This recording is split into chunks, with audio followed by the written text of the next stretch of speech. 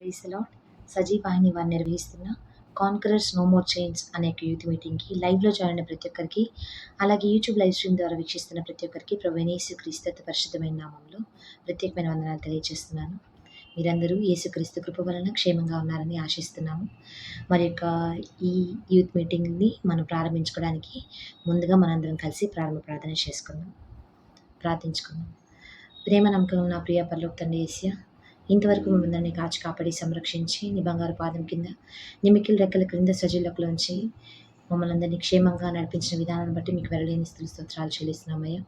ఇదిగోనైనా ఈ రీతిగా ఈ యొక్క యూత్ కాన్కరర్స్ మీటింగ్లో మేమందరం చేరి మీ నామాన్ని మహింపరచబోతుండగా మీరు మా పక్షాన ఉండి మీరు మా యొక్క జీవితాల్లో కార్యాన్ని జరిగించమని ప్రార్థిస్తూ, ఇదిగోనైనా నీ వాక్యాన్ని నైనా మేము విన్నయించుండగానైనా యేసయ్య, ఇదిగోనైనా దానికోసమై మా హృదయాంతరంగాలను అయినా మేము తెరిచి వారు ఆ రీతిగా మీ యొక్క వాక్యమని నైనా ఆ యొక్క ఖడ్గం ద్వారా మా యొక్క జీవితాలను మేము సరిదిద్దుకునే భాగ్యాన్ని దయచేయమని ప్రార్థిస్తూ, ఇదిగోనైనా ఎక్కడెక్కడైతేనైనా ఈ యొక్క వాక్యం వినబడుతుందో అక్కడంతయునైనా నీ నామానికి మహిమకరంగా, మా జీవితాలకు ఆశీర్వాదకరంగా మీరే యొక్క వాక్యాన్ని బలపరిచి ఆ రీతిగా మా జీవితాలను మీరు చక్కదిద్దమని ప్రార్థిస్తూ, ఇదిగోనైనా మీరే మాకు తోడునీడుగా చాందేడుగా ఉండమని వేడుకుంటూ, వాక్యం చెప్పబోతున్న నీ యొక్క దాసురాలని చేతికి అప్పచెప్పుకుంటూ, ఇదిగోనైనా యేసయ్య మీరు ఆ బిడ్డ పక్షాన మాట్లాడమని ప్రార్థిస్తూ, మీరే మాకు తోడునీడుగా చాందేడుగా ఉండమని వేడుకుంటూ, యేసు నామములో వేడుకొని ప్రార్థించి పొంది ఉన్నామని నమ్ముతున్నాను తండ్రి, ఆమేన్.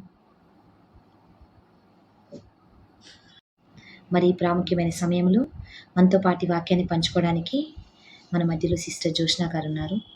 ఏ friend who loves at all times అనే ఒక థీమ్ ద్వారా ఇది నాన్న సిస్టర్ మనతో మాట్లాడినట్టుండగా వాక్యాన్ని మనందరం శ్రద్ధగా విందాం. Over to you sister.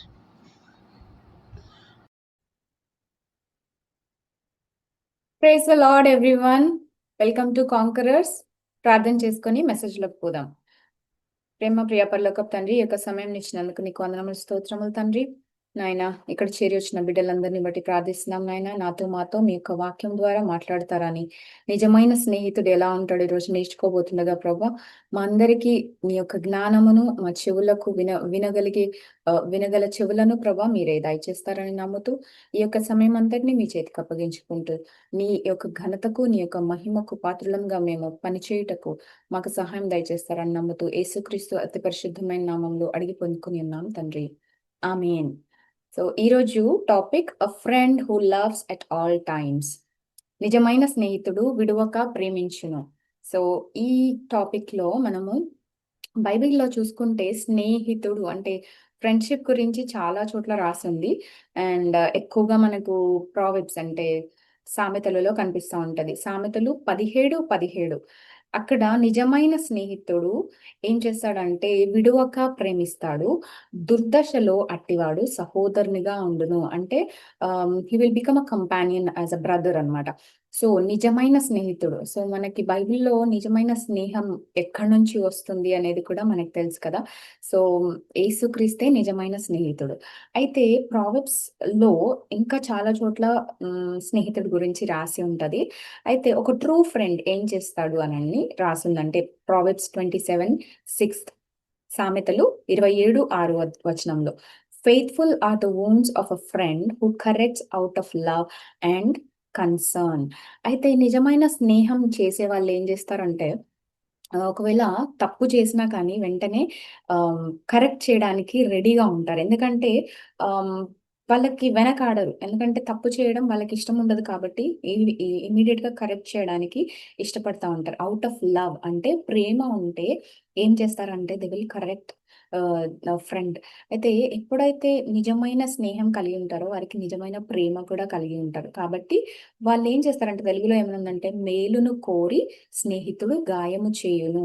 So గాయం అనిపించినా పర్లేదు, I don't want to please this person but I need to correct. ఎందుకంటే వాళ్ళు తప్పులో మార్గంలో వెళ్ళడము నిజమైన స్నేహం చేసే వారికి నచ్చదు. అందుకని they will correct in the proper time. So a true friend cannot be pleasing some times. Pleasing అనిపించదు, ఎందుకంటే కరెక్ట్ చేసినప్పుడు ఎవరికి నచ్చదు కదా. బట్ స్టిల్ ప్లీజింగ్ గా చేయరు, ఎందుకంటే they love us, that's the reason they correct us. So నిజమైన స్నేహం ఎప్పుడైనా కరెక్ట్ చేయడానికి వెనకాడదు. సో 17th verse లో అదే అధ్యాయము ప్రావెబ్స్ 27:17 verse, సామెతలు 27:17 వచనంలో, as iron sharpens iron so one man sharpens. And అంటే ఐరన్ ఒకదానికొకటి రబ్ చేసుకున్నప్పుడు ఏమవుతుందంటే షార్ప్ అవుతది. అట్లనే వెపన్స్ అన్నీ తయారవుతాయి కదా! సో, అంటే ఏంటంటే మీనింగ్ అక్కడ ఏముందంటే ఇట్ ఇన్‌ఫ్లూయెన్సెస్ అంటే ఎవరైతే నిజంగా అంటే ఐరన్ ఎలా షార్ప్ చేస్తుందో అలా షార్ప్ చేయడం అంటే ఏంటంటే ఇన్‌ఫ్లూయెన్సర్ లాగా. సో, ఈ రోజుల్లో మనం చూస్తాం ఇన్‌స్టాగ్రామ్‌లో అక్కడ ఇక్కడ అందరూ ఏంటి ఇన్‌ఫ్లూయెన్సర్ లాగా పనిచేస్తా ఉన్నారు. సో, అలా ఎంతమందికి నిజంగా ఎంత ఇన్‌ఫ్లూయెన్స్ అవుతుందో తెలీదు గానీ నిజమైన స్నేహం ఎలాంటిదంటే ఒక ఐరన్ ఎలా రబ్ ఆన్ రబ్ చేసినప్పుడు ఎంత ఇన్‌ఫ్లూయెన్స్ అవుతది, ఎంత షార్ప్ అవుతది. అప్పుడు ద వెపన్ కమ్స్ ఔట్. అలాగే నిజమైన స్నేహం చేసేవారు ఒకరినొకరు షార్ప్ చేసుకుంటారు. అంటే they will correct each other and they will be together and they will be loving each other. So, నిజమైన స్నేహం అనేది నిజమైన ప్రేమ కలిగి ఉండడం. సో, అదే అధ్యాయంలో 9వ వచనంలో ఏమనుంటదంటే ఆహ్ Oil and perfume make the heart glad. So, so does the sweetness of a friend's counsel that comes from the heart. అంటే తైలము అత్తరు హృదయమునకు సంతోషపరచునట్లు చెలికాని అంటే స్నేహితుని హృదయంలో నుండి వచ్చు మధురమైన మాటలు హృదయమును సంతోషపరుస్తాయంట. అంటే ఎప్పుడైనా ఎప్పుడు గుడ్ మాట్లాడడమే కాదు, ఎల్లప్పుడూ సంతోషంగా అంటే సంతోషపరచాలి అన్నట్టు మంచి మాట్లాడడమే కాదు కానీ ఎప్పుడు కూడా మధురమైన మాటలు ఫ్రెండ్స్ మాట్లాడుతా ఉంటారంటే హ్యాపీనెస్. ఎప్పుడైనా ఫ్రెండ్స్‌ని కలిసినప్పుడు ఫస్ట్ థింగ్ మనకేమండి, "అరే! బాగున్నావా?" ఫస్ట్ థింగ్ ఏంటంటే హ్యాపీగా అయిపోతాం కదా! సో, ఫ్రెండ్స్‌ని కలవడం చాలా ఇష్టం అనిపిస్తది. అట్లానే ఎప్పుడైనా ఈ ఫ్రెండ్‌షిప్‌లో మనకేంటంటే హృదయంలో సంతోషంని కలుగజేస్తా ఉంటది. 27 అధ్యాయం ఇప్పుడు ప్రావెర్బ్స్ 27 అధ్యాయం 5 వచనంలో ఏమని ఉంటదంటే, better is an open reprimand of loving correction. So, ఇక్కడ గూడా అనేక చోట్ల రాసి ఉంది. బట్ కొన్ని వచనాలు నేను చదువుతా ఉన్నాను. 27:5లో ఏమని ఉంటుందంటే, లోలోపట ప్రేమించుట కంటే బహిరంగంగా గద్దించుట మేలు. సో, ఒక ఫ్రెండ్ ఏం చేస్తాడంటే బహిరంగ గద్దిచ్చేస్తాడు. అందరి ముందు ఒక్కొక్కసారి అరిచినా కానీ ఇట్స్ ఓకే. పర్వాలేదు. ఎందుకంటే the person needs to change అనేది గమనిస్తా ఉంటారు కాబట్టి. సో, లోలోపట ప్రేమించి ఏమనుకోరులే, ఏమనుకోవద్దు నన్ను. So, I need to B pleasing them అనంటే కరెక్షన్ రాదు అక్కడ. సో, గద్దింపు అనేది ఉండదు. బట్ నిజమైన స్నేహితుడు గద్దించడానికి వెనకాడడు. అదే 28వ అధ్యాయంలో ఏమనుంటదంటే, నాలుకతో ఇచ్చికములాడితే వానికంటే నరులను గద్దించువాడు తుదకు ఎక్కువ దయ పొందును. సో, గద్దింపు అనేది ఫ్రెండ్స్ దగ్గర నుంచి వచ్చినప్పుడు, లేకపోతే మీరెవరినైనా గద్దించవలసి వచ్చినప్పుడు వెనకాడొద్దు. సో, ఈ స్క్రిప్చర్స్ అన్నీ మనకు నేర్పించేది ఏంటంటే, ఫ్రెండ్‌షిప్స్ మధ్యలో అంటే ఫ్రెండ్స్ మధ్యలో ఎప్పుడు కూడా ప్లీజింగ్ లాగా నన్నేమనుకుంటారో, I should put a butter on him అట్లాంటి ఆలోచనలు రాకుండా గద్దించే సమయంలో గద్దింపు, అలాగే ప్రేమించే సమయంలో ప్రేమ. సో, ఇవన్నిటిని బ్యాలెన్స్డ్‌గా చేసుకోవడానికి మనకి స్క్రిప్చర్స్ అన్నీ హెల్ప్ అవుతాయి. అయితే సామెతలు 16:28లో ఏమనుంటుందంటే, ఒక ఎవరైతే నిజంగా ఫ్రెండ్‌షిప్స్ మధ్యలో గాసిప్స్ చేస్తారో, గాసిప్స్ అంటే one who gossips separates intimate friends. అంటే కొండెగాడు ఏం చేస్తాడంట మిత్ర భేదము అంటే ఫ్రెండ్స్ మధ్యలో ఆహ్, ఏమొస్తది కా కాన్‌ఫ్లిక్ట్స్ వచ్చేస్తాయి. ఇప్పుడు ఆ ఫ్రెండ్ మీద ఇంకొకళ్ళు, ఇంకొకళ్ళ మీద వాళ్ళు అట్లా వాళ్ళు ఇచ్చకమ్మలాడడం అంటే ఒకళ్ళ మీద ఒకళ్ళు కొండములు చెప్పుకోవడం. అలాంటి సమయంలో ఏమవుతదంటే మిత్ర భేదము అంటే ఫ్రెండ్‌షిప్స్ మధ్యలో మిస్‌అండర్‌స్టాండింగ్స్ వచ్చేసి విడిపోయే అవకాశం ఉంది. 17th చాప్టర్ 9th వర్స్‌లో కూడా ఉంటుంది. He who covers and forgives an offence seeks love. అంటే ప్రేమను వృద్ధి చేయగోరువాడు తప్పిదమును దాచును. జరిగిన సంగతిని మాటి మాటికి ఎత్తువాడు మిత్రభేదము చేయును.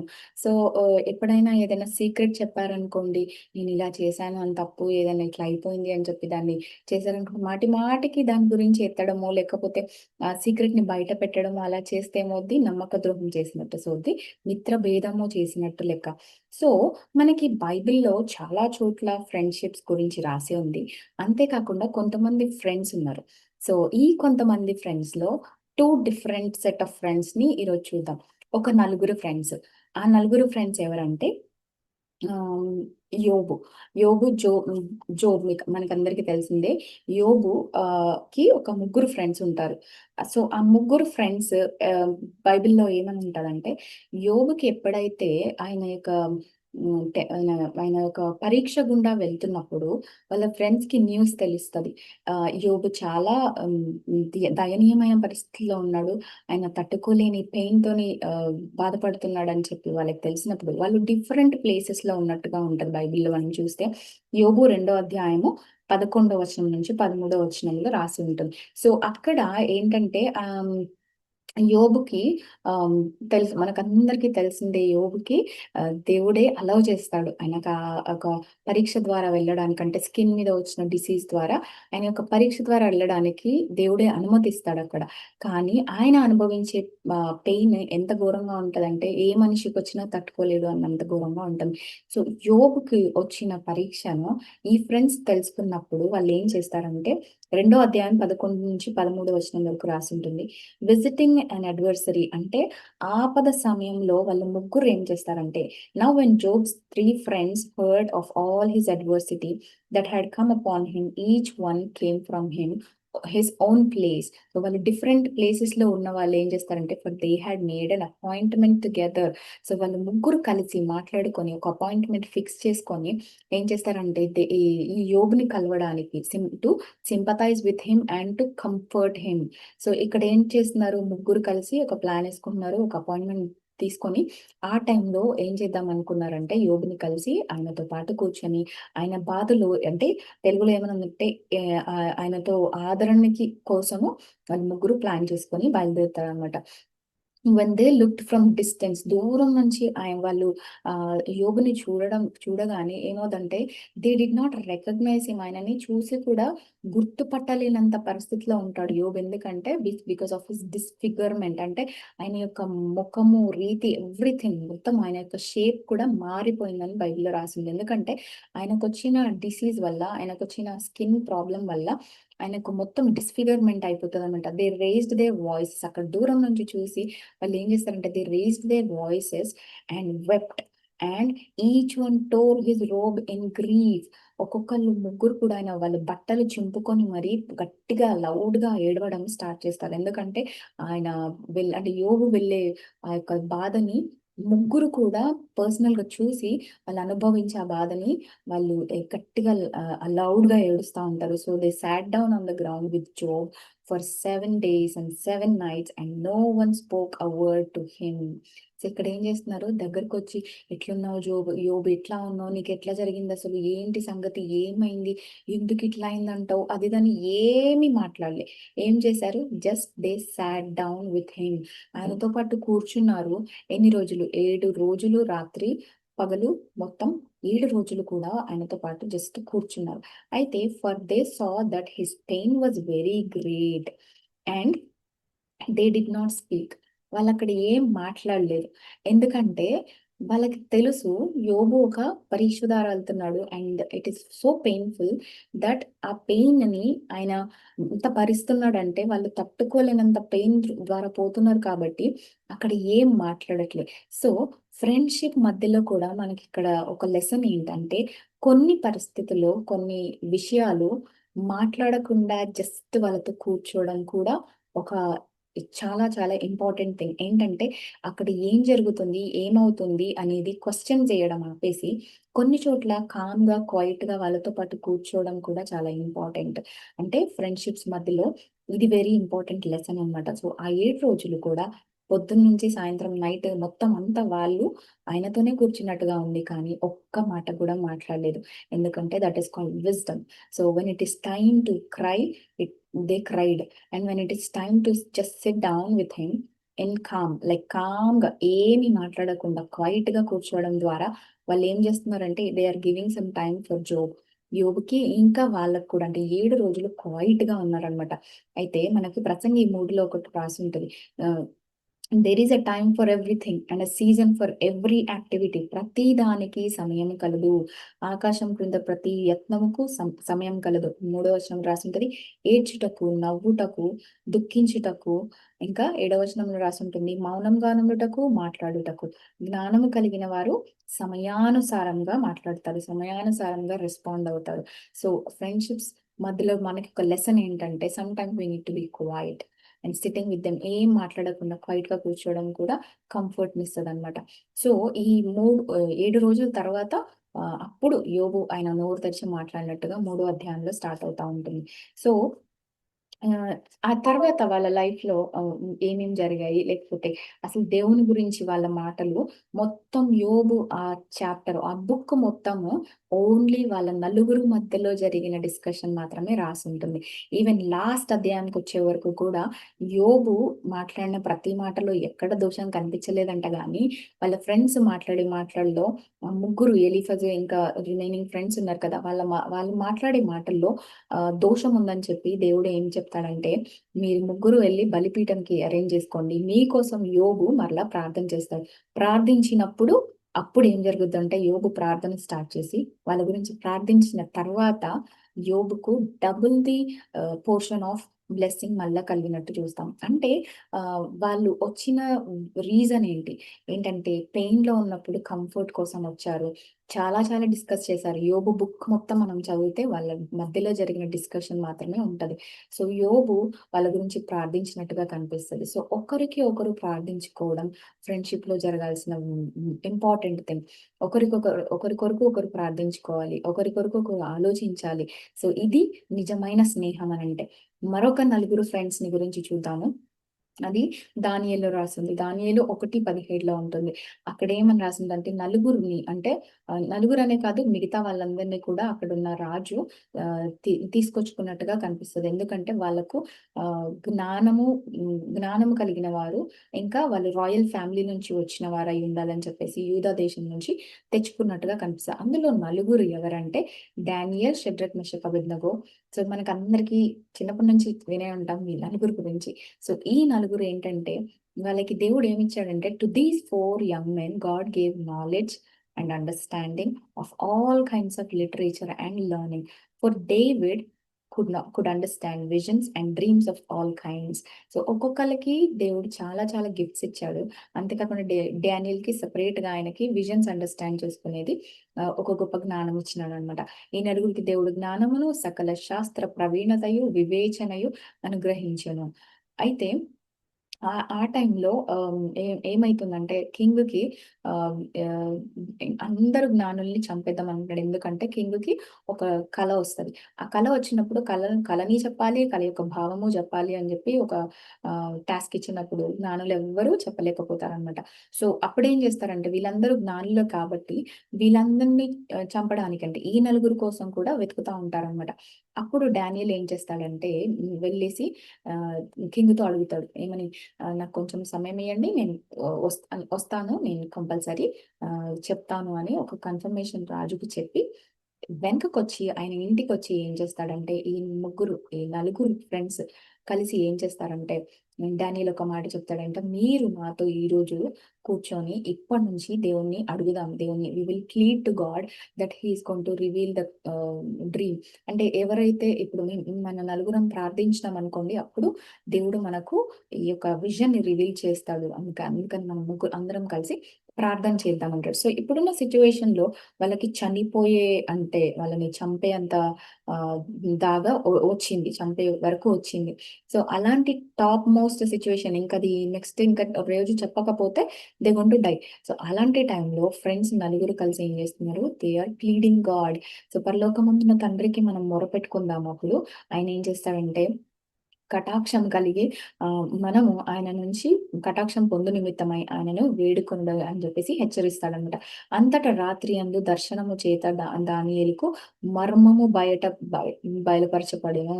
సో ఇప్పుడు నలుగురు కూర్చొని అంటే మనకు ఎక్కడ ఇద్దరు ముగ్గురు కూడిన ఆనందంలో ఉంటారు అక్కడ నేను ఉంటానని దేవుడు సెలవిచ్చాడు కదా! సో నలుగురు కూర్చొని ఇప్పుడు ముగ్గురు అనొచ్చు మేమేం అవసరం నువ్వు కదా ఎళ్లి చెప్పావు. So you bear the pain మాకెందుకు అని ప్రేయర్‌లో అలా మేము చెయ్యమని ఏమి అనలేదు. So they took the responsibility. Friend చెప్పాడు కాబట్టి నేను కూడా చేస్తానని ప్రతి ఒక్కరు ముందుకొచ్చి ఆ నలుగురు కూర్చొని ప్రార్థించినట్టుగా చూస్తాం. సో ఇక్కడ ఇది ఇది ఇది ఒకటి చూసుకుంటే రెండో రెండో చోట రాసుంది. ఇంకొక చోట రాసుంటుంది ఏంటంటే వీళ్ళు ఇదంతా ఈ సిట్యుయేషన్ అయిపోయిన తర్వాత దానియేలు దర్శనం చెప్పడము, తర్వాత దానియేలుని మెచ్చుకుంటా ఉంటాడు రాజు.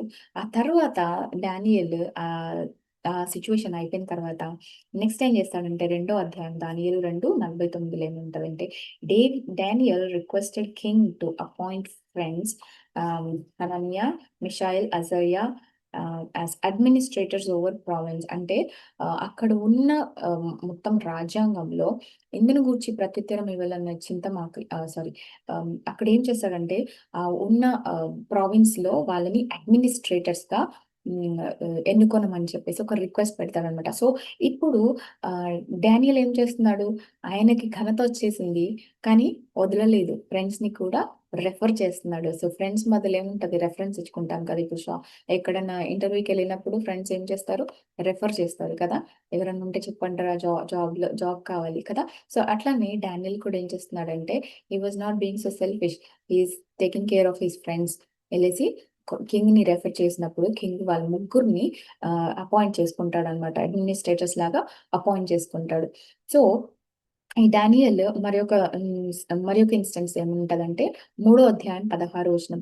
ఏం అక్కడేం జరుగుతుందంటే, ఆ సిట్యుయేషన్ ఏంటంటే, ఇప్పుడు రాయల్ కోర్ట్‌లోనేమో డానియేల్ ఉండిపోయాడు. ఇక్కడ హ్మ్, మిగతా ముగ్గురొచ్చేసి అడ్మినిస్ట్రేషన్‌లో ఉన్నారు. సో, ఈ అడ్మినిస్ట్రేషన్‌లో ఉన్న వాళ్ళకి వీళ్ళందరూ ఇంకా మిగతా రాజ్యంలో ఉన్న వాళ్ళందరికీ ఒక రూల్ తీసుకొచ్చాడేంటంటే, ఒక పెద్ద ప్రతిమను చేసేసి 60x6 అడుగులు మొత్తం అంత ఉన్న ఎత్తు ఒక నెబుకద్నెజర్ ఆయన యొక్క ప్రతిమను పెట్టేసుకొని ఆయనేం జేస్తాడంటే, మొత్తం అందరూ రాజ్యంలో ఉన్న ప్రతి ఒక్కరు సాగిలపడి మొక్కాలి అని చెప్పేసి అదొక రూల్ పెట్టేస్తారనమాట. సో, ఆ రూల్ పెట్టినప్పుడు ఆహ్, మేము ఐడల్ వర్షిప్ చెయ్యం. మేము ప్రతిమని మొక్కము అనేసి ఈ ముగ్గురు కూడా ఒకరికొకరు చాలా స్ట్రాంగ్‌గా నిలబడతారు. ఎందుకంటే, మేము దేవాతి దేవుడిని మాత్రమే పూజిస్తాం. ఈ ప్రతిమకు మేము మొక్కము అని చెప్పేసి మూడో అధ్యాయం 16 వచనంలో ఉంటుంది. సో, ఆ ముగ్గురు కూడా రాజుకి ఎలాంటి ప్రత్యుత్తరం ఇస్తారంటే, మేము ఇందుని గురించి ఏ చింత మాకు లేదు. మీకసలు ఆన్సర్ చెప్పాలన్నా గూడా మాకు చింత లేదు. ఏంటంటే ప్రతిమకు మేము నమస్కరించము. 17 వచనంలో ఏముంటదంటే, మేము సేవించుచున్న దేవుడు మండుచున్న వేడిమి గల అగ్నిగుండంలో నుండి తప్పించి రక్షించుటకు సమర్థుడు. సో, అక్కడ రాజు ఇచ్చిన ఆజ్ఞ ఏంటంటే ఎవరైతే ప్రతిమకు మొక్కరో వాళ్ళని అగ్నిగుండంలో పడేస్తామని చెప్పేసి రాజు ఇచ్చిన ఆజ్ఞ. సో, అగ్ని అంటే అసలు మామూలుగా కొంచెం తగిలితేనే మనం ఫైర్‌కి చాలా బర్న్ అయిపోయేసి చాలా పెయిన్ అయితది కదా! అండ్ ఎన్ని రోజులైనా తగ్గదు. అలాంటిది అగ్నిగుండము అంటే ఇంకది మొత్తం ఫర్నెస్ చాలా చాలా హాట్‌గా ఉంటది. ఇంకా అలాంటి దానిలో పడేస్తామన్నా కానీ, ఈ ముగ్గురు ఒక్కటే మాట మీద స్టాండ్ అయిపోయి ఏం చేస్తున్నారు, మీరు అగ్నిగుండంలో పడేసినా కానీ, మా దేవుడు రక్షించడానికి సమర్థుడు. So, they are showing how mighty our God is. So, God ఎంత మహిమపూర్ణుడు, ఎంత గొప్ప కార్యములన్నా చేయగలుగుతాడు అని చెప్పేసి వాళ్ళు రియల్‌గా వాళ్ళ యొక్క ఫెయిత్‌ని అక్కడ చూపిస్తా ఉన్నారు. సో, రాజు చంపేస్తా అన్నా కానీ అంటే చావునకు కూడా వాళ్ళు భయపడలేదు. ఎందుకంటే దేవాతి దేవుని యొక్క జ్ఞానము వారి మనసులో ఉంది కాబట్టి. సో, ఇక్కడ ఒకవేళ రక్షింపకపోయినా కానీ మేము పూజించే ప్రసక్తి లేదు అనంటారు. వాళ్ళ యొక్క ఆ మాట విన్నప్పుడు అక్కడ రాజుకి చాలా కోపమొచ్చేస్తది. కోపం ఎంత డబుల్ అయిపోతదంటే ఏం చెప్తాడంటే, ఏడంతలుగా దాన్ని ఇంక్రీజ్ చేయండి. ఆ యొక్క అగ్నిని ఇంకెక్కువగా ఇంక్రీజ్ చేయండి అని చెప్పి 7 టైమ్స్‌ని దాన్ని ఇంక్రీజ్ చేసినట్టుగా కనిపిస్తాం. అంతే కాకుండా ఎవరైతే రాజ్యంలో బలాఢ్యులున్నారో, బలిష్ఠులున్నారో వాళ్ళని పిలుచుకొచ్చి వాళ్ళ చేత వీళ్ళ ముగ్గురిని కట్టేయడం. అంటే షిడ్రక్, మెషక్, అబేద్నెగో ఈ ముగ్గురిని కట్టేసి వాళ్ళెట్లున్నారో యాజ్ ఇట్ ఈజ్ ఆ బట్టలు ఎలా అయితే వేసుకున్నారో అంగీలు, డబుల్ అంగీలు అన్నీ ఏసుకున్నప్పుడు అలానే యాజ్ ఇట్ ఈజ్‌గా కట్టేసి వాళ్ళని విసిరేస్తారు. అయితే అక్కడ ఆ నలుగురు ఇక్కడ ముగ్గురు విసిరేసినప్పుడు ఆ ముగ్గురు లోపట అగ్నిలో పడతారు. కానీ ఎవరైతే విసిరేసారో అంత బలిష్ఠులైనా కానీ ఆ వేడి తాకి వాళ్ళు చచ్చిపోయినట్టుగా కనిపిస్తది. అంటే విసిరేసినప్పుడు వాళ్ళు బాగానే ఉన్నారు కదా! అంటే లోపటికి ఎళ్ళినప్పుడు కూడా ఏం కాలేదు. ఎందుకంటే అగ్నిగుండంలో ఆహ్, కూడా చనిపోవడానికి సిద్ధమయ్యారు. దేని కొరకు? మా దేవుడు చాలా గొప్ప దేవుడు. ఆయన చనిపోకుండా మమ్మల్ని రక్షించగలుగుతాడు. అంతేకాకుండా రక్షింపకపోయినా కానీ మేము ప్రతిమకు మొక్కము. అంటే they stood up for themselves and ఫెయిత్‌లో వాళ్ళు నిలబడ్డారనమాట. సో, ఇక్కడ నలుగురు వాళ్ళు లోపలికెళ్ళిన తర్వాత అంటే అగ్నిలో పడ్డ తర్వాత రాజు దాన్ని చూస్తా ఉంటాడు. అప్పుడేం కనిపిస్తదంటే ముగ్గురు కాదు, నలుగురు తిరుగుతున్నట్టుగా కనిపిస్తది. ఇంకోటి నాలుగో అతను ఒక దూతలాగా కనిపిస్తున్నాడని చెప్పేసి, మీరందరూ నలుగురెందుకు కనిపిస్తున్నారని చాలా ఆశ్చర్యపోయి, అప్పుడు రాజు ఏం చేస్తాడు, ఆ నలుగురిని మీరు బయటికొచ్చేయండి అని చెప్పి ముగ్గురిని బయటికి పిలుస్తాడనమాట. సో, ముగ్గురు కూడా మంచిగా సింపుల్‌గా బయటికొచ్చేస్తారు.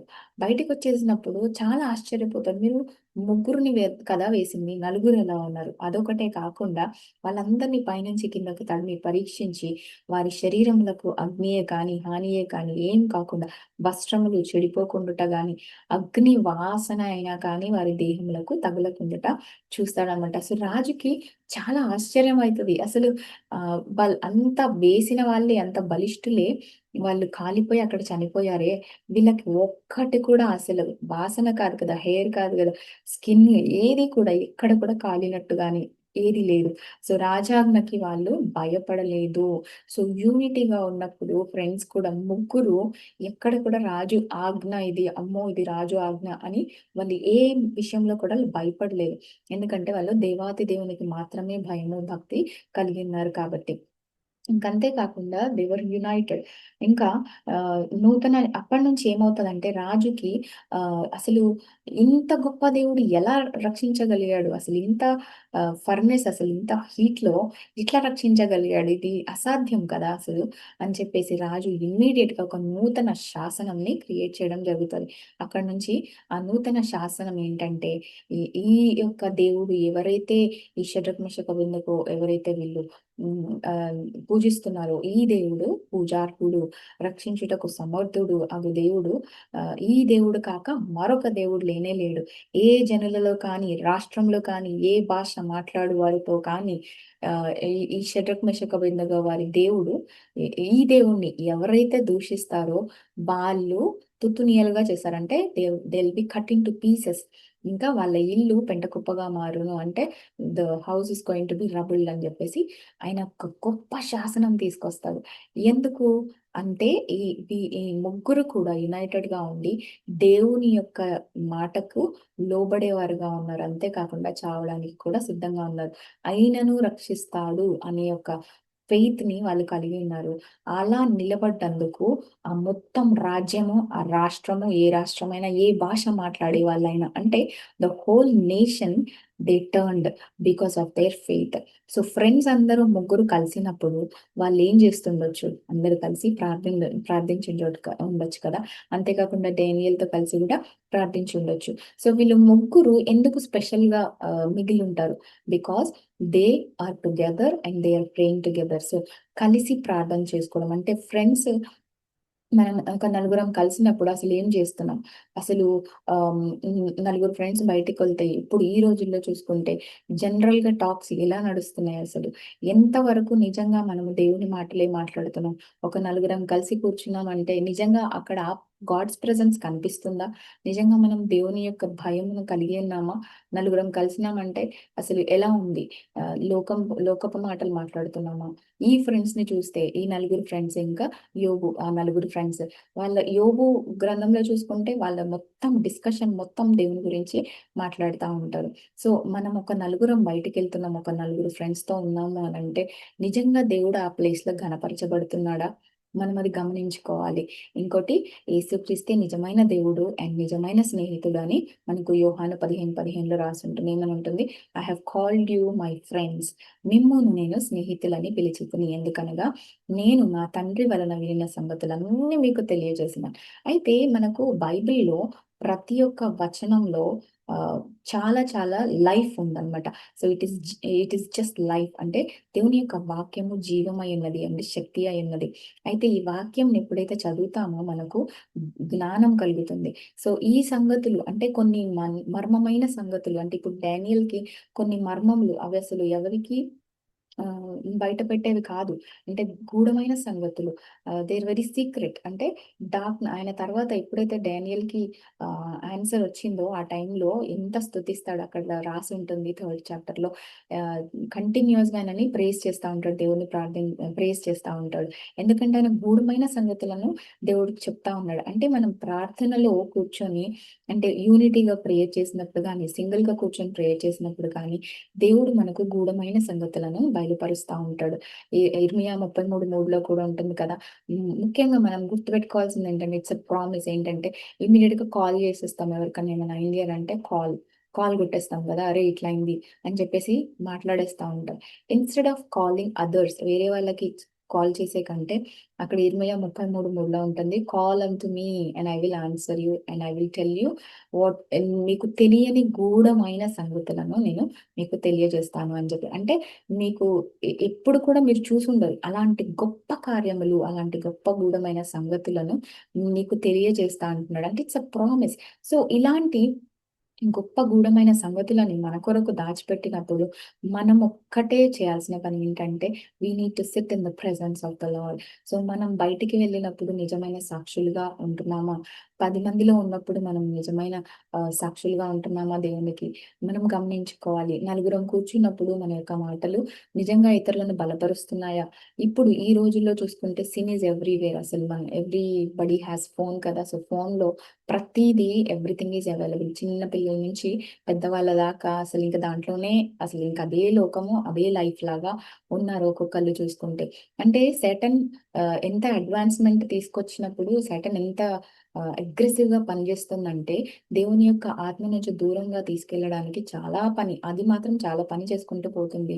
బట్ మనం ఏం చేస్తున్నాం యాస్ చిల్డ్రన్ ఆఫ్ గాడ్, మన యొక్క రెస్పాన్సిబిలిటీ ఏంటి?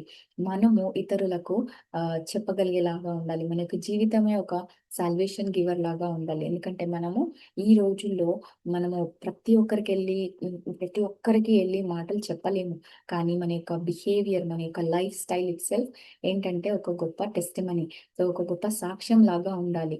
సో, అది దేవుడు మనకిచ్చిన గొప్ప గిఫ్ట్ ఏంటంటే Holy Spirit. Holy Spirit is within you, it is in you and it is a reminder అని చెప్తున్నాడు కదా! సో, మనకి ప్రామిస్ ఏంటంటే, నేను ఆరోహణమై వెళ్ళిన తర్వాత మీకు జస్ట్ వెయిట్ అపాన్ మీ. మీ కొరకు ఒక గొప్ప స్నేహితుడొస్తున్నారు. ఎవరది? Holy Spirit. So, Holy Spirit అనేది మనకొచ్చిన గిఫ్ట్. ఇంకా ఆ గిఫ్ట్ తీసివేయబడదు. అందులో మనం ముద్రించబడ్డాం. సో, ముద్రించబడిన హోలీ స్పిరిట్ ఏం చేస్తా ఉంటదంటే, ప్రతి దినం మనకు రిమైండ్ చేస్తా ఉంటది. You are washed in the blood, you are precious అన్నీ మనకు వాక్యం ద్వారా మాట్లాడుతా ఉంటది. ఓన్లీ మనం చేయాల్సిన రెస్పాన్సిబిలిటీ ఏంటంటే, మనం దేవుని యొక్క ప్రెజెన్స్‌లో కూర్చొని, ఆయన చెప్పే జ్ఞానంని మనము బోధిస్తా ఉన్న కొద్దీ మనము నేర్చుకోవడం. సో, ఇలా మనమందరం నేర్చుకుందాం గాక. సో, దేవుని ఈ వాక్యంను దీవించిన గాక. వింటున్న ప్రతి ఒక్కరూ ఆహ్, నిజమైన స్నేహం దేవుని నుంచి పొందుకుంటారని నమ్ముతూ ఒక ప్రార్థన చేద్దాం. ఆహ్, ప్రియ పరలోకపు తండ్రి, ఈ యొక్క సమయం మాకిచ్చినందుకు నీకు వందనములు తండ్రి. అవును ప్రభువా, నిజమైన స్నేహం మీరు మా స్నేహితులని మీరు చెప్తున్నారు తండ్రి. ఎవ్రీవేర్ యూ ఆర్ అవైలబుల్ నాయన. మేమెప్పుడు కూడా అబ్బా తండ్రి అని మాట్లాడినప్పుడు మీరు మాట్లాడతారు నాయన. నాయన ఏమి ఎవరికీ చెప్పుకోలేని పరిస్థితులను కూడా మీతో చెప్పుకోవచ్చు నాయన. నాయన everything is free with you నాయన. మీతో పాటు ఉంటే నాయన అసాధ్యమైనది కూడా సాధ్యం చేస్తారు నాయన. ప్రభా, మేము ఇతరుల మీద ఆధారపడకుండా నాయన, నిజమైన స్నేహితుడు మీరు అయ్యుండగా ప్రభా, హోలీ స్పిరిట్ ఏదైతే మాకు టీచ్ చేస్తుందో దాని ద్వారా మేము నేర్చుకొని జ్ఞానము కలిగి ఉండటానికి నాయన, వీక్షిస్తున్న బిడ్డలందరినీ నాయన జ్ఞాపకం చేసుకోండి తండ్రి. ఎవరెవరికైతే ఏమైతే అవసరతలు ఉన్నాయో వారందరినీ జ్ఞాపకం చేసుకోండి తండ్రి. ఇంకా ప్రతి ఒక్కరు నీలో, నీ యొక్క జ్ఞానంలోనే ఎదగడానికి సహాయం దయచేస్తారని యేసుక్రీస్తు అతి పరిశుద్ధమైన నామములో అడిగి పొందుకొని ఉన్నాను తండ్రి. ఆమేన్. Praise the lord.